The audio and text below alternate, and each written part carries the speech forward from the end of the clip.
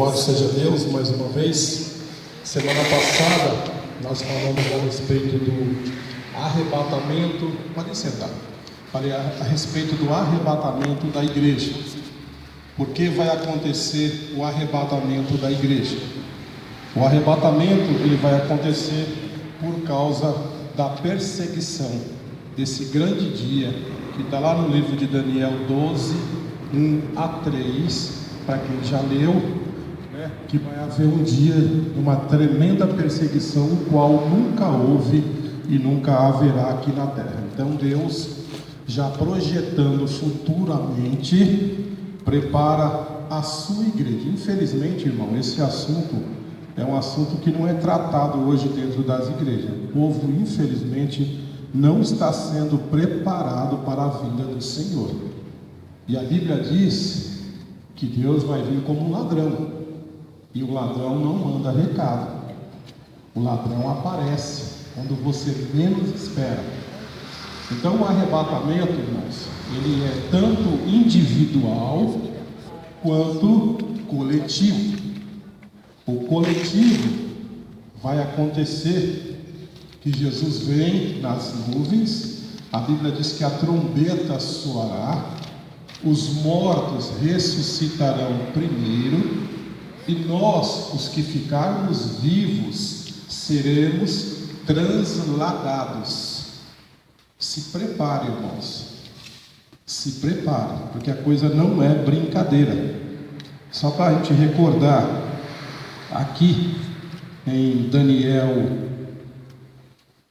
12, 1 a 3, ele diz assim, ó, naquele tempo se levantará Miguel, o grande príncipe, que se levanta pelos filhos do teu povo, e haverá um tempo de angústia, qual nunca houve, desde que houve nação, até aquele tempo. Mas naquele tempo, livrar-se-á o teu povo, todo aquele que se achar escrito no livro da vida. Por isso, irmãos, qual o conselho? Então a igreja de Tessalônica estava preocupadíssima. Muitos falsos profetas estavam vindo em nome de Paulo, amedrontando a igreja, dizendo que Jesus ia voltar para aquela época. Vocês viram aí aquele filme que passou aí outro dia, né? Do fim dos tempos, né? E tantas especulações, né? O povo está dormindo, está desapercebido. As igrejas estão dormindo, não estão preocupadas com isso, né? Estamos falando só em bênção, vitória, milagre, como se isso fosse a coisa mais importante para Deus. Não é. Deus quer um povo pautado na sua palavra. Deus quer um povo santificado, um povo que dê testemunho da verdade, não um povo acomodado, religioso, que não perde um culto, faz tudo dentro da igreja, mas não tem nenhum compromisso interno com Deus. Não é esse tipo de religiosidade que Deus está atrás. Deus está atrás de um povo lavado, remido pela sua palavra. Então, aqui no livro de Tessalonicenses, que a gente vai, só para a gente relembrar, ele diz assim, 4, 13 a 17. Depois nós, os que ficarmos vivos, seremos arrebatados juntamente com ele nas nuvens, a encontrar o Senhor nos ares. E assim estaremos sempre com o Senhor. No versículo 18 é que veio o consolo para nós, que Paulo diz assim, portanto, consolai-vos uns aos outros com estas palavras. Mas como é que eu consolo daquilo que eu não conheço? Para mim poder consolar, eu preciso conhecer.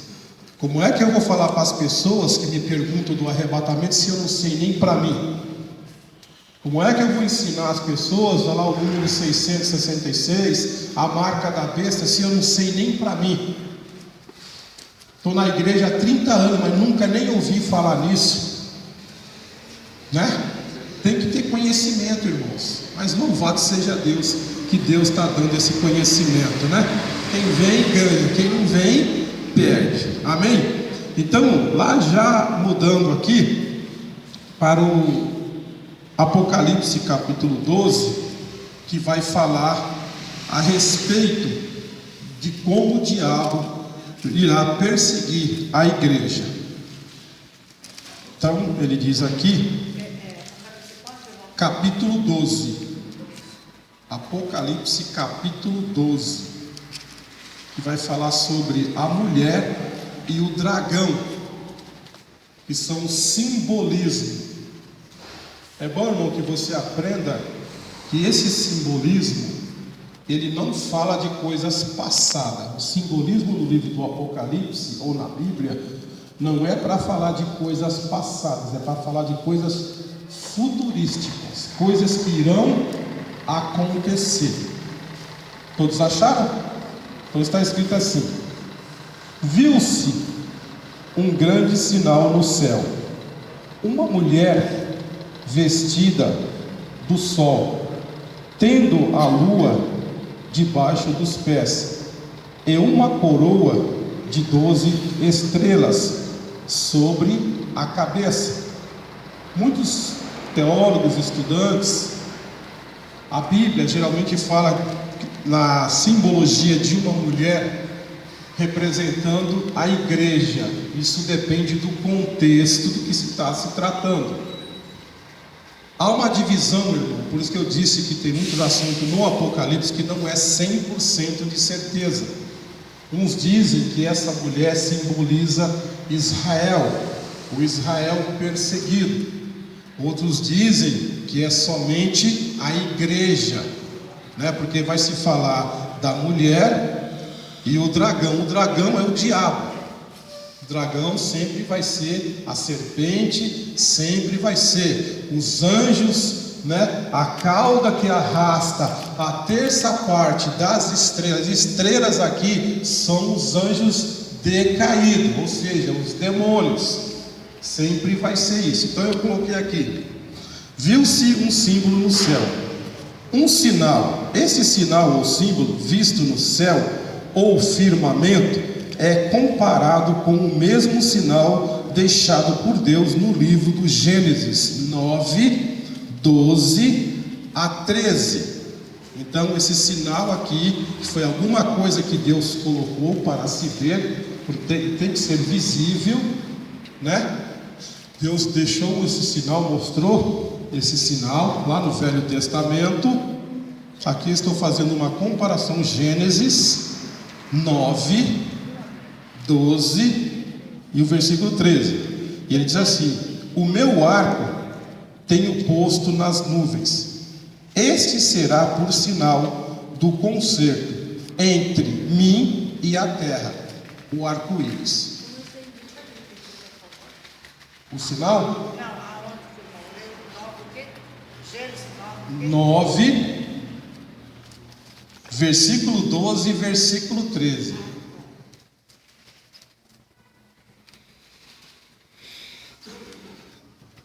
Gênesis. Achou? Amém? Esse, lembra do arco-íris? O arco-íris, quando você vê o arco-íris no céu, ali Deus está mostrando o sinal que Ele deu para Adão e Eva, de que Ele não ia mais, Noé, isso, para Noé, que Ele não ia mais exterminar a terra com água.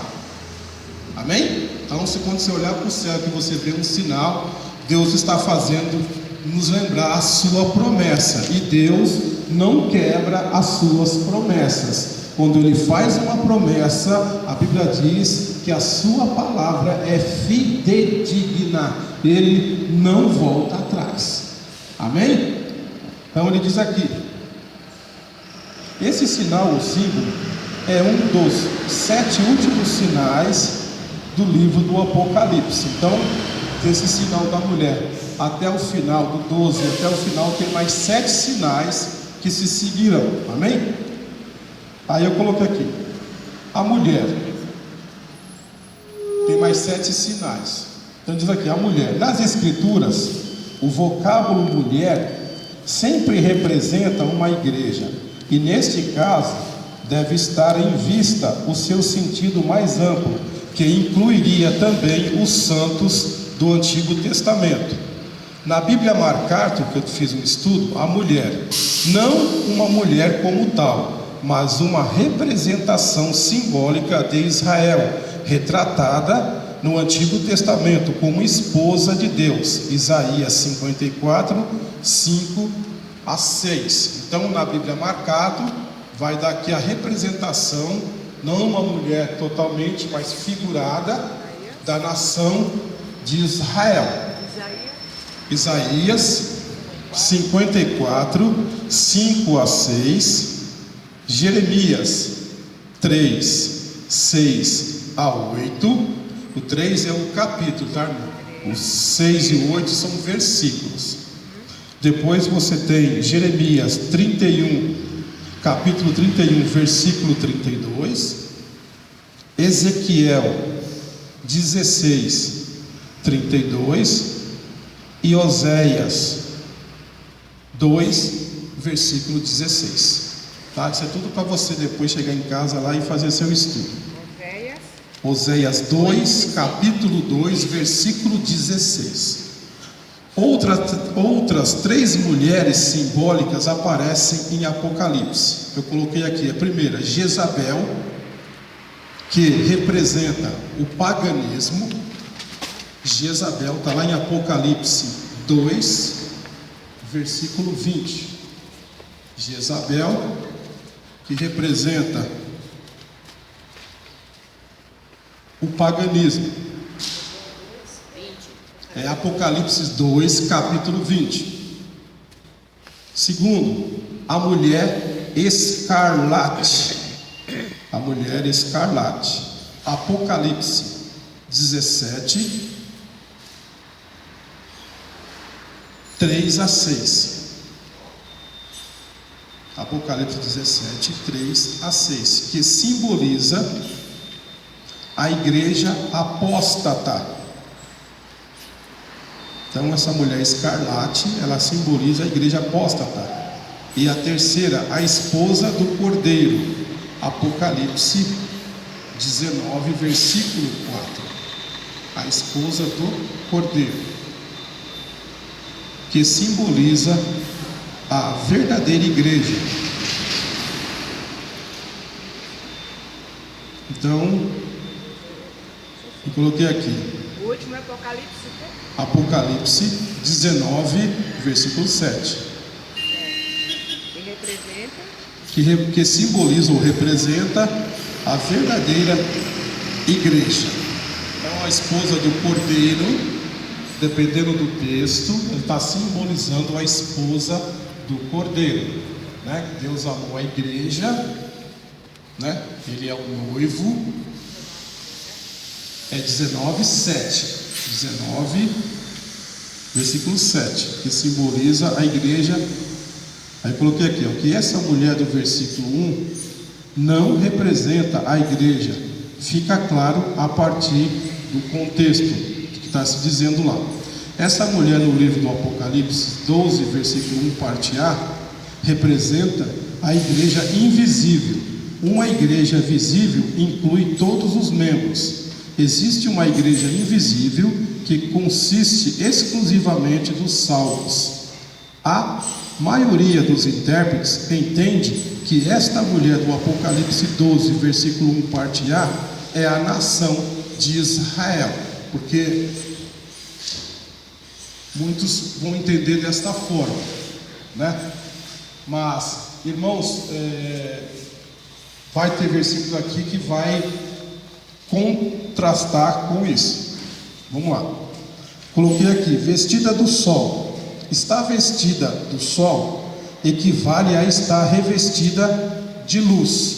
Então você viu aí que a mulher foi revestida de sol. Revestida de sol equivale a estar revestida de luz. A luz é a vestimenta de Deus. Salmo 84, 11. A luz ela é a vestimenta de Deus. Ele é luz. Salmo 104, versículo 2. E dele vem a luz que ilumina. A igreja de Cristo é a guardiã dessa luz. Mateus 5, versículo 4. Vós sois a luz do mundo. A igreja tem a sua importância. Mateus 5, 4. Aí coloquei aqui, versículo 12, 1, parte C. Com a lua debaixo dos pés. Então, os irmãos, não é fácil, irmãos. A minha esposa está aí de prova. Chegava a doer as vistas, irmão, de tanto ler. Porque, como os intérpretes se dividem, é complicado. Eu pegava uma parte de um, uma parte de outro. E não é fácil, irmãos, né? Tem que se debruçar ali mesmo e ler, reler, para não falar coisa errada, né? Então tá aqui, ó, ele vai dizer aqui, ó, com a lua debaixo dos pés. Tá vendo aí? No versículo 12 ele vai falar sobre isso aí. Então cada uma tem um significado, né? Então não é fácil. Ele diz assim. Aqui eu estou pegando a visão da MacArthur, né? Assim como o sol é o rei do dia, assim a lua é a imperatriz da noite. O sol ilumina o dia, ele é o rei do dia.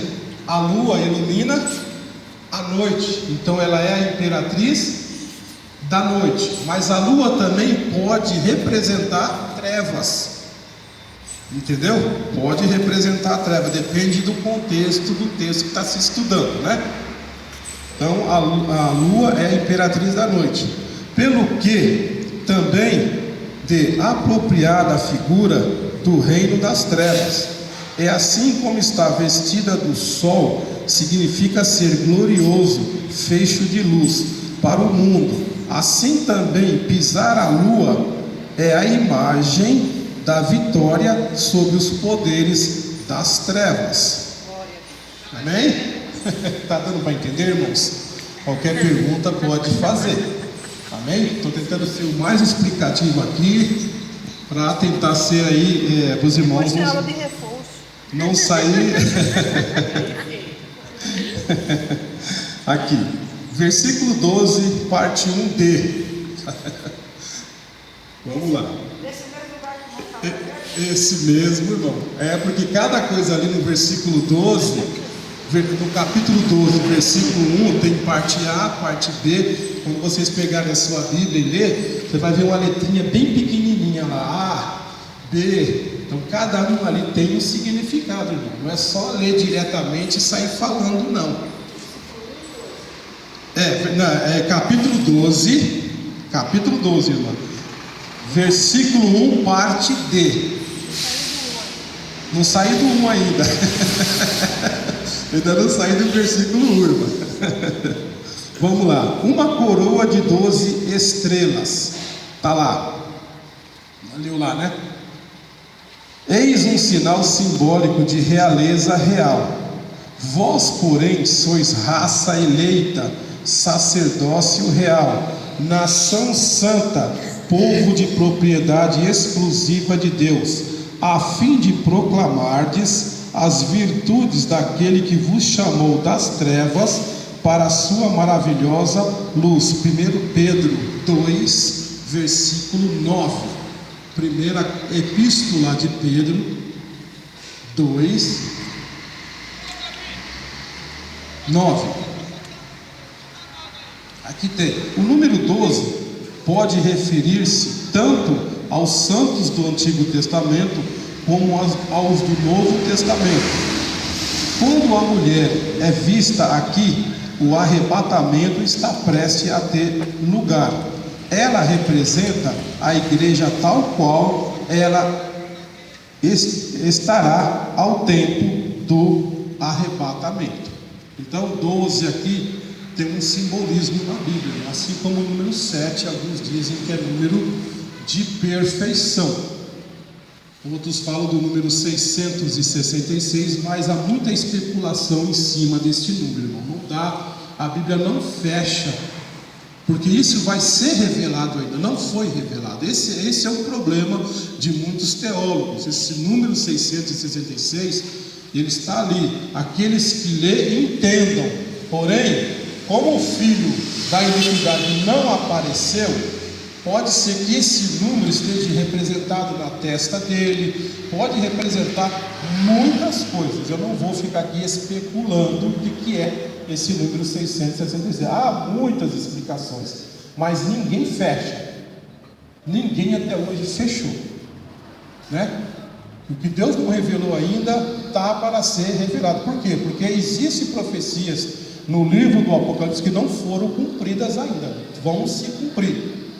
90% do livro do Apocalipse foi cumprido, mas ainda tem 10% que ainda não se cumpriu. É bom que os irmãos aprendam isso. São coisas que vão acontecer. Por isso que eu não fecho questão em muitos assuntos do livro do Apocalipse. Amém? Mas as 12 estrelas significa o quê? Então, as 12 estrelas, então, pode estar seguindo, tanto está simbolizando a nação de Israel, com os 12 apóstolos, de acordo com a interpretação da Bíblia marcada que eu peguei. Amém? Então 12, essas estrelas, sinal de realeza. No caso das estrelas aqui, já não é aquelas estrelas do dragão. As estrelas lá, depende, por isso que eu disse, depende do texto que eu estou lendo. Pode estar representando, no caso do dragão, e essas estrelas são Satanás e uma terça parte dos demônios, dos anjos, né, ou espíritos que foram para o lado do diabo.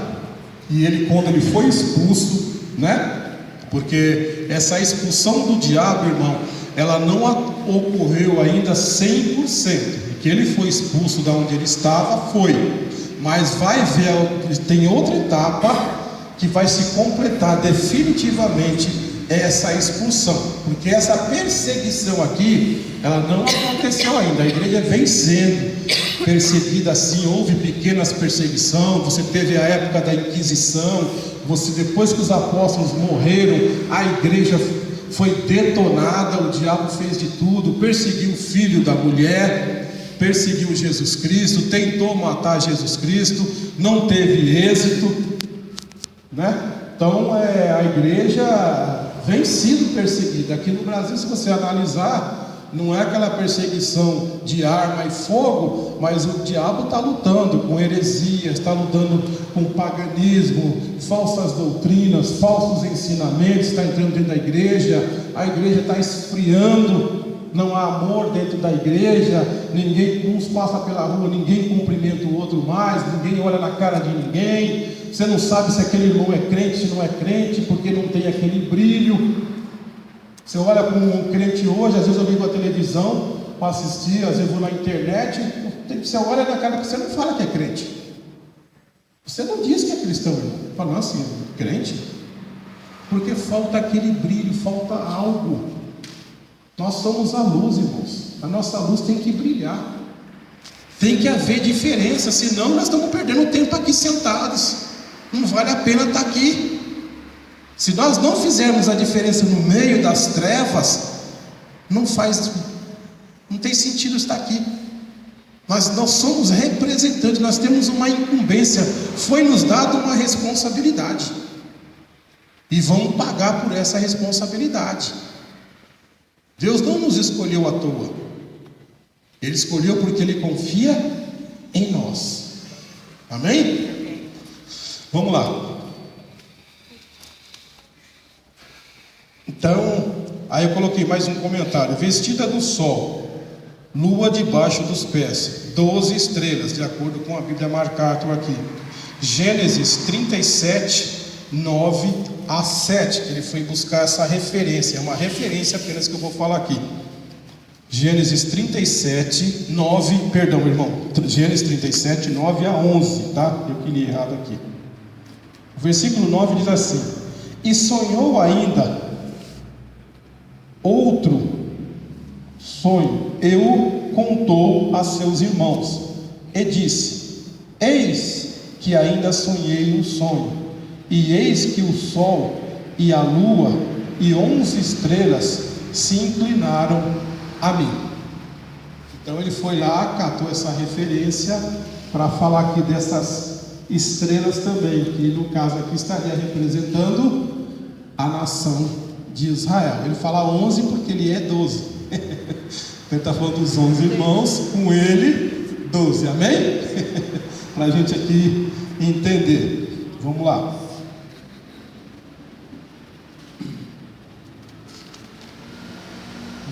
Aí coloquei aqui: ser vestida do sol fala da glória, da dignidade e da posição exaltada de Israel, o povo da promessa que será salvo e receberá um reino. A figura da lua debaixo dos pés possivelmente descreve o relacionamento de Deus na sua aliança com Israel, pois luas novas eram associadas ao culto. Está lá 1 Crônicas 23, 31.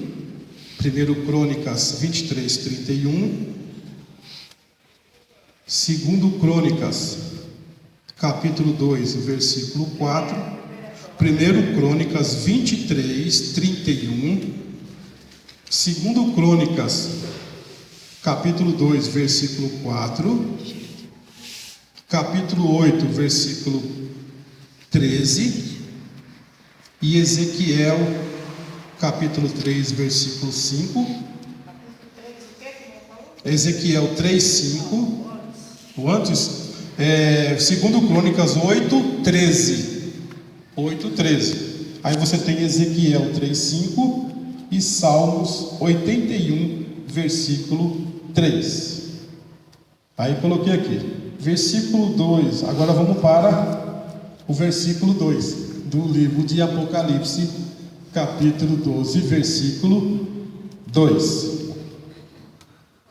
Que achando-se grávida, grita com dores de parto, sofrendo tormentos para dar à luz.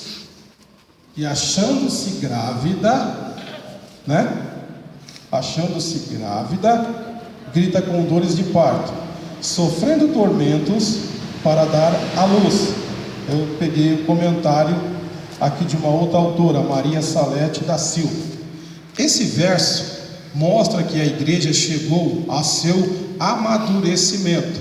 É tempo de glorificação, e isso não se dará sem crise. As dores mostram a iminência dos acontecimentos. As 12 estrelas bem podem representar os 12 apóstolos. Então aqui ela já tira Israel e já coloca os apóstolos, né? Por isso que eu peguei alguns comentários já para os irmãos ter uma base, que não é fácil estudar o livro do Apocalipse, mas com o Espírito Santo a gente vai chegando a um termo, né?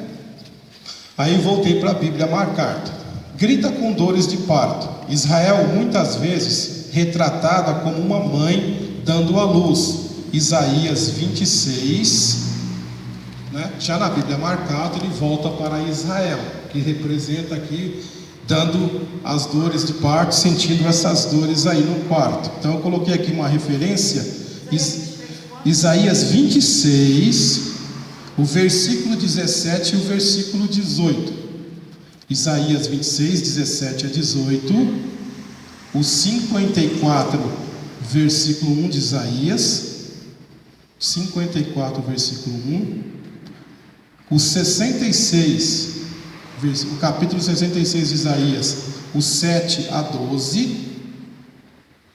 Isaías 66, 7 a 12. Oséias, capítulo 13, versículo 13.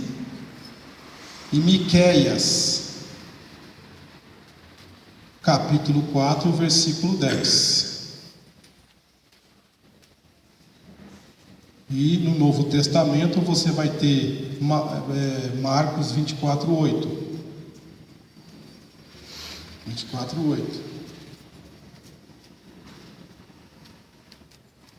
E vai dizer assim, tem aqui, coloquei aqui também um comentário. Tinha organizado e sofrido durante séculos, esperando o amaziamento para que o Messias viesse e destruísse Satanás, o pecado e a morte, e inaugurasse o reino. Então, a mulher, acho que Maria foi perseguida, isso é fato, irmão. Tanto que Herodes colocou um decreto para matar todas as crianças daquela época. E Maria foi para onde? Foi para o deserto lá se esconder. Deus levou eles, deu um sinal para eles, o anjo foi até lá, acordou José, e eles, sai-te depressa daqui, porque Herodes tem pressa de matar as crianças.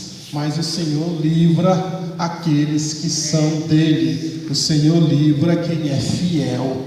O Senhor tem bálsamo para nos dar. A Bíblia diz que a ferida que ele abre, ele fecha. Ele põe a ferida e ele fecha a ferida. Deus não nos abandona, irmãos. Nós abandonamos Deus. Porque a Bíblia diz que mesmo que nós permanecemos infiéis, ele permanece fiel, porque ele vela pela sua palavra. Então, assim como Deus livrou o Filho, não vai livrar nós, que somos co-herdeiros do Filho? Amém? Então Deus está ali pronto ali para nos proteger. Depois eu coloquei aqui mais um aqui, já um comentário do livrinho aqui nosso aqui, né, que é o Arthur E. Blomfield. A mulher com dores de parto gera um filho, o filho varão. Já que a mulher é um símbolo,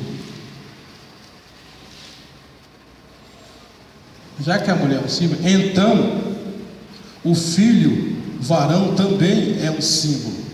Logicamente, se a mulher representa um grupo de pessoas, a igreja visível, então o filho varão representa um grupo menor que sairá do maior. O filho varão, pois, é a igreja visível. É mister que haja um nascimento, uma súbita separação. Aqui, portanto, temos um quadro do arrebatamento. Então, a mulher, né, a igreja gera o que, irmão? Filhos, né? Porque a igreja, ela é a noiva de Cristo, e num casamento há filhos. Então, o evangelho produz filhos. O evangelho transforma. O evangelho cura. O evangelho tem poder, porque vem de Deus. As boas novas da salvação, esse é o maior pagamento de servir a Deus.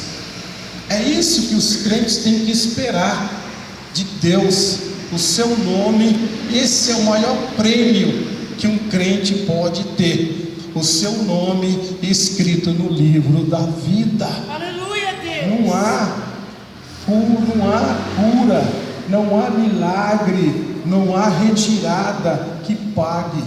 Não adianta nada, irmão.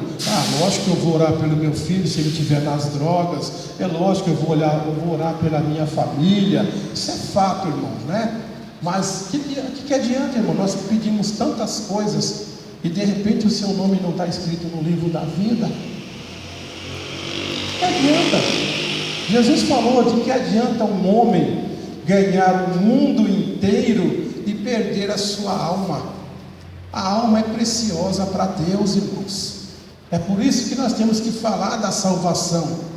Por isso que muitas pessoas que vão para a rua têm que estar preparado, firmado na palavra, para não ficar inventando, mentindo, fazendo promessas que Deus não prometeu. O papel nosso é falar da necessidade da salvação. Eu tenho um corpo que é composto de alma e espírito, e eu vou dar conta.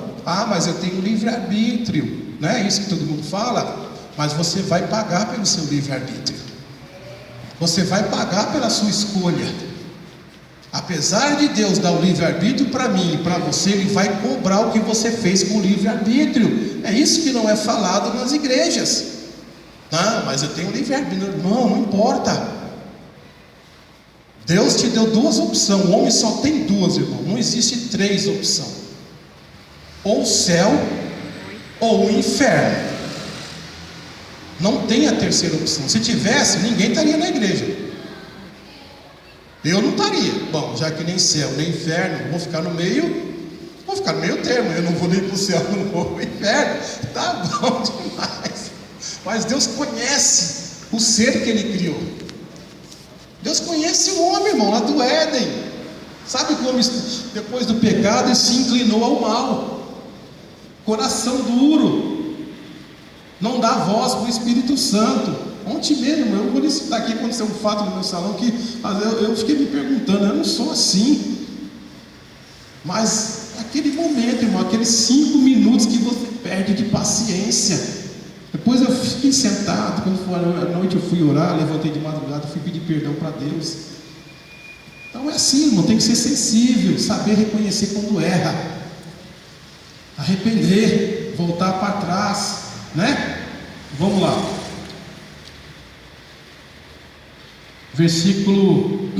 Agora nós vamos para o versículo 3. Então você viu que o 2 foi falado, né? Vamos lá. Viu-se também outro sinal no céu, e eis um dragão grande, vermelho, com 7 cabeças, 10 chifres, e nas cabeças 7 diademas. Então aqui dragão, aqui já sabe que é o diabo. Cor vermelha, aqui representa sangue, né? Derramamento de sangue. Então aqui você já vai ficar ciente disso.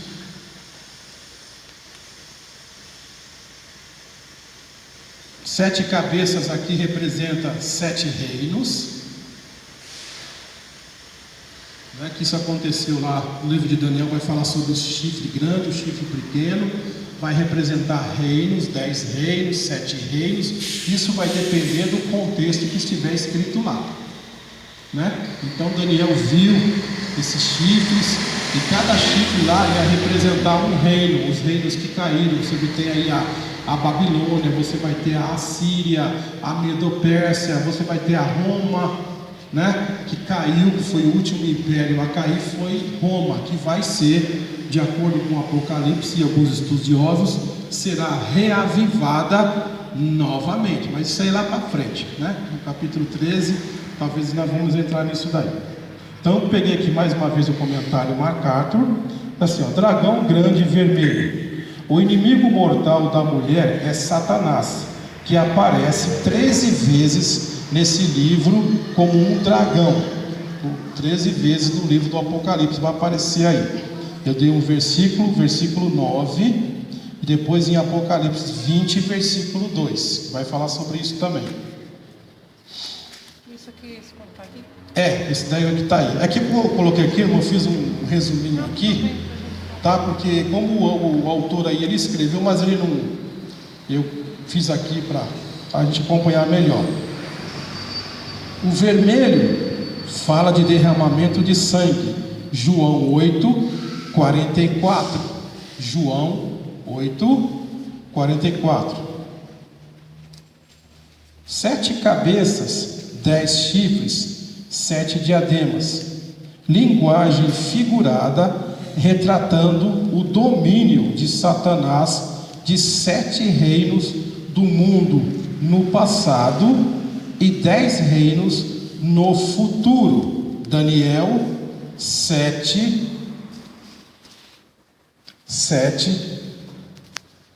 Daniel 7:7. Daniel capítulo 20, versículo 24. E também Daniel 13, versículo 1. E vai falar sobre isso. Sobre os chifres? Isso. Sobre os diademas. E sobre os chifres e diademas também. Vai falar sobre isso daí. Satanás governou e governará o mundo até que a 7ª trombeta soe. Apocalipse 11:15. Vai falar sobre isso. Satanás causou implacável sofrimento a Israel. Daniel 8:24. Então a nação de Israel realmente foi perseguida pelo diabo, e é até hoje. Mas 8:24. Aí vai dizer: ao querer matar a mulher antes de ela dar à luz ao menino, que o destruirá. Veja em Efésios 3, 6 a 15. Efésios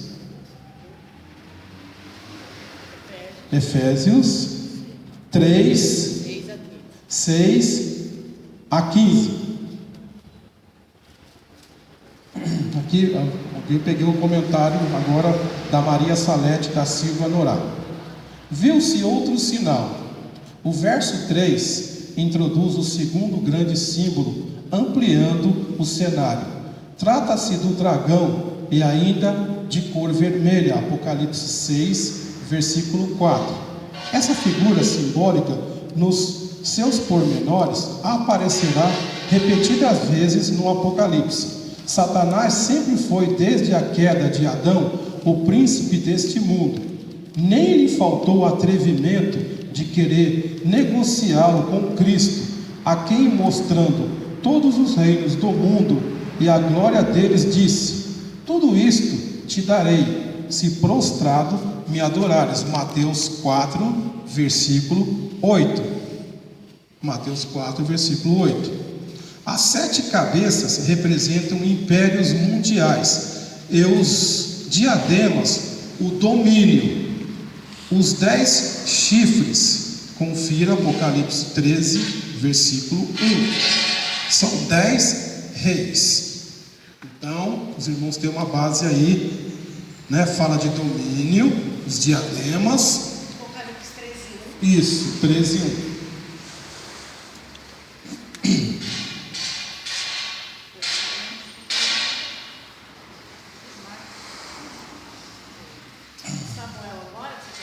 Não. Eu falei Mateus 4:8. Depois eu falei Apocalipse 13, versículo 1, que vai ser nosso próximo estudo. Amém? Diz assim, aí eu coloquei aqui, ó: podemos então lembrar, desde já, que os reinos mundiais, até os dias de João, foram em número de 6. Então é bom que vocês saibam. De João para trás, 6 reinos caíram. Então vamos lá, se vocês quiserem anotar, o primeiro, egípcio. De João para trás. O que? Que 6 reinos caíram. Isso. De João para trás, 6 reinos caíram. Eu achei interessante anotar isso aqui. Isso. Primeiro reino egípcio, o Egito. Assírio, babilônico, ou a Babilônia. Ainda não escrevi os primeiros. Vamos lá. Egito, Assíria, com 2 S's, Assíria. Terceiro, Babilônia. Quarto, Medo, um tracinho persa, Medo-Pérsia. Isso, Babilônia. O quarto é Medo, tracinho, persa com S no final, tá? Medo-Persa. O quinto, grego, macedônio, ou grego, romano, tanto faz. Medo e depois persa e depois medo. Não, Medo-Persa. Medo-Persa é uma palavra só, tá? Isso, você coloca o medo, um tracinho, persa, que é uma conjunção, tá bom? Aí depois vem o quinto, grego, tracinho, macedônio, ou romano, tanto faz. Não, é macedônio mesmo, tá? Porque o último império aqui é o romano, é Roma, tá? O último império é Roma. Macedônia depois que foi Roma. Isso. Aí eu coloquei aqui, ó: o sétimo, ou a 7ª cabeça ainda virá. Alguns dizem que é os Estados Unidos, por causa da sua posição geográfica. Mas eu acredito, irmãos, porque Roma, onde está o Papa, ela está debaixo de 7 colunas. E o diabo, quando ele dá ele mata, ele dá uma pancada final, a Bíblia diz que ele vai reviver. Então, se você estudar toda a Europa, você vai ver que o Estado de Roma vai voltar com o seu poder. E quem vai ajudar nisso muito é os Estados Unidos, que é a maior força que nós temos hoje na Terra, são os americanos. Então Roma, de acordo com a maioria dos estudiosos, voltará a se tornar uma religião imensa e pagã, né? Que eles querem mesmo, tanto que está uma briga lá para se formar uma só religião. Então tem que ficar atento, irmão, nos jornais, na televisão, tudo que você ouvir falar sobre Jerusalém, sobre esse novo presidente também, né? Que alguns dizem, mas o iníquo não apareceu ainda, né? É bom que vocês saibam disso. Não vai acontecer um arrebatamento sem que antes o filho da perdição se apresente. O filho da perdição vai ser um homem, vai ser um presidente que vai conseguir essa tão esperada paz que eles querem. Ele vai estar representando o diabo. Ele será judeu.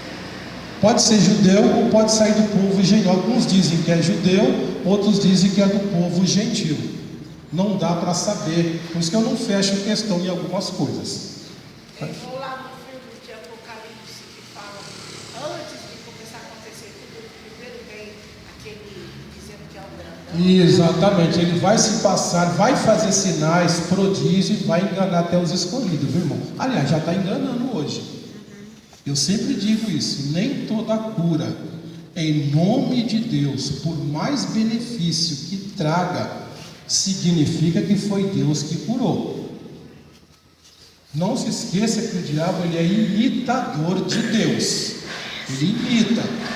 E ele já está fazendo sinais nas igrejas, né? E muita gente vai dar o valor para quem? Achando que foi Deus, quando não foi Deus. Amém? Isso não é pregado nas igrejas, irmão. Ninguém prega, porque o diabo curar alguém. Meu filho está lá aleijado, vai numa igreja curado. Eu vou dizer que foi o diabo. Deu para entender? Você vai dizer assim, pô, peraí, estou blasfemando contra o Espírito Santo. Porque o que é blasfêmia? Muita gente nem sabe o que é blasfemar contra o Espírito Santo. Blasfêmia contra o Espírito Santo é quando você atribui uma obra feita por Deus na pessoa de Cristo ou na pessoa do Espírito Santo e você diz que foi o diabo que fez. Isso é blasfêmia. Se você pecar contra o Pai, há perdão. Se você pecar contra o Filho, há perdão. Mas se você pecar contra o Espírito Santo, não há perdão, nem nesse mundo agora, nem na Nova Jerusalém. Então, blasfemar é quando você atribui uma obra do Espírito Santo ao diabo. Quando Jesus foi tentado, ele disse aos fariseus: tu expulsas demônio pelo nome de Deus? Zebul. Eles blasfemaram. Ananias e Safira foi um caso diferenciado. Eles não blasfemaram, eles mentiram. Eles mentiram. E aquilo ficou, né? O fato aconteceu para mostrar para aquele povo que Deus não estava brincando com eles. Ele poderia muito bem, olha, eu vou te dar só 20%, mas ele quis ficar com quase tudo. Amém? E o Espírito Santo que estava sendo apresentado, né? Naquele tempo, Jesus falou: irei para o Pai, mas não vos deixarei órfãos. Antes mandarei quem? O Consolador. Então o Pai fez a obra, o Filho veio executar a obra e o Espírito Santo mantém a obra de Deus viva. É Ele que nos convence, é Ele que nos ensina, É Ele que distribui os dons para a igreja, né? Batismo com fogo, sem fogo, né? Esse é outro texto mais para frente que eu quero trazer um estudo sobre isso. Livro de Mateus, capítulo 3, que muita gente está brigando aí com esse fogo. Amém?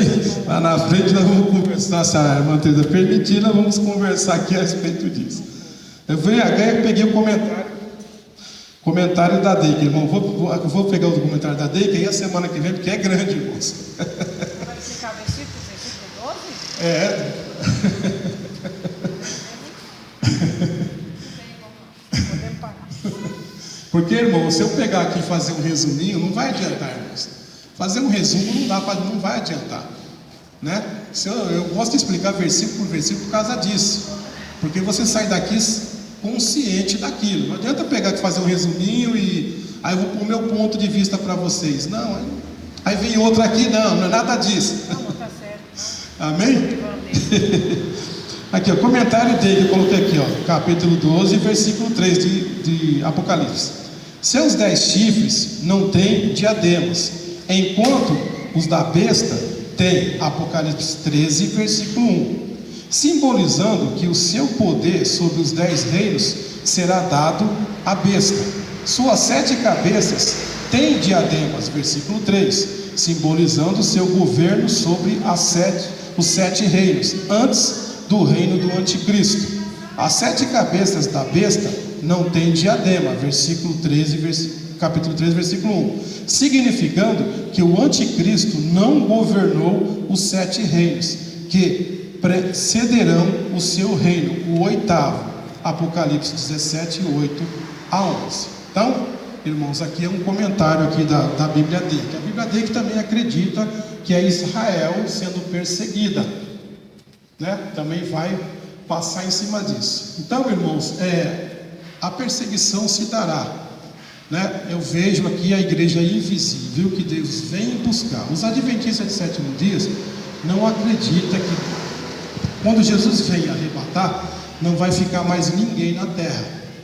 O diabo será preso por 1000 anos e ele não terá ninguém para tentar. Mas aí, eu conversando com o pastor, eu falei, mas vem cá, tá, se não vai ficar ninguém, então a promessa a Israel não vai se cumprir. Então, a promessa de Israel não se cumpre, porque a Bíblia diz no livro de Romanos 12, 13, 14, que Deus fez uma promessa para esse povo. Eles vão voltar para a sua terra, vão ser perseguidos lá, o Messias volta com a igreja, aparece para eles e eles vão reconhecer quem eles transpassaram. Aí como é que fica essa situação então? Então você vê que são linhas de pensamentos. Eu não creio nessa linha, minha linha não é essa, amém? Essa não é a minha linha de pensamento. Vai ficar gente? Vai ficar. O Evangelho não vai ter o mesmo poder que ele tem hoje. Vai ter uma igreja, mas não como tem hoje a igreja. Vai ser pautada na perseguição. Então Jesus vem, arrebata, 1000 anos com ele lá, fica, aí começa a tribulação. Aí o diabo se apresenta antes, vai sentar lá no trono e vai enganar os escolhidos. Aí Israel são 3 anos e meio, mais 3 anos e meio. Falei, onde é que fica isso aí? Onde é que entra? Aí o pastor ficou meio sem graça. Amém? Mas isso aí depois a gente vai tratar, irmão. Semana que vem eu vou fazer de tudo para a gente tentar. Porque esses primeiros versículos até os 5 são os mais complicados. Do versículo 6 já é mais facinho, já dá para mim tentar já fazer um bom resumo deles. Aqui esse para mim foi o mais importante, que são os mais complicados do versículo. É que nem Ezequiel capítulo 4, quase ninguém prega. É muito difícil ver alguém pregar Ezequiel 4, porque é um texto difícil. Não se sabe se ele ficou 1000 dias deitado de um lado de uma panela. Deus manda ele fazer uma maquete e ele tinha que ficar deitado. Então não é fácil. Amém? Então espero que os irmãos tenham gostado, espero que os irmãos tenham aprendido alguma coisa. Já 10h30, 9h30. 9h30. Agora que acabou, eu posso falar um negócio? Pode. Agora não. Eu assisti o filme do Apocalipse. Nossa, muita coisa para aprender. Eu não sei de nada. Deus, né?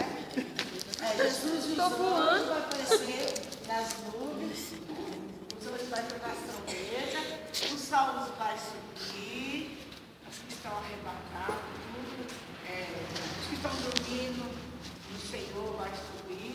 Aí os que foram pregar o evangelho, recusaram, vai chorar, vai lamentar e tudo, mas não vai. Não vai dar mais tempo, porque o Senhor já recolheu a igreja, certo? Aí depois, o que eles vão fazer? Aí eles vão fugir, e aqueles que estão fazendo, obedecer às ordens do anticristo, né? Vai atrás deles para matar, se eles permanecer arrependidos, porque não obedeceu o mandado de Deus e a pregação dos seus parentes, dos seus missionários, eles irão morrer degolados. E os que não se arrepender, vai ser punido com Satanás e no inferno. Então, irmãos, isso também são especulações. Agora, lembra que eu falei? A igreja